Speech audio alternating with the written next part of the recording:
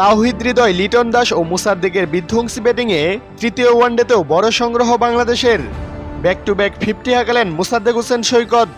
White wash করার মিশনে আজ মিরপুরে টসে জিতে আগে ব্যাট করতে নেমে শুরুতে এদিন ফিরে যান ওপেনার সৌম্য সরকার।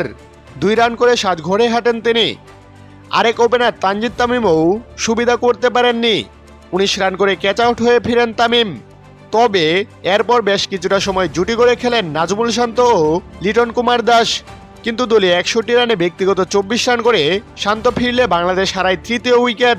এরপর বড় জুটি করেন তাওহিদ হৃদয় ও লিটন কুমার দাস। তবে দলীয় 153 রানে রিটায়ার্ড হার্ট হয়ে 48 রান করে অপরাজিত থেকে প্যাভিলিয়নে ফিরে যান লিটন দাস, কিন্তু এক প্রান্ত আগলে রেখে তখন 50 তুলে নেন তাওহিদ হৃদয়। হৃদয়ের সামনে ছিল সেঞ্চুরির সুযোগও, তবে হিট করতে গিয়ে ব্যক্তিগত 83 রানে ক্যাচ আউটে ফিরে যান তাওহিদ হৃদয়। এদিন 50 হাঁকিয়েছেন আগের ম্যাচে ম্যাচ সেরা মুসাদ্দেক হোসেন সৈকত। শেষ দিকে মাঠে নেমে 50 হাঁকান লিটন দাসও।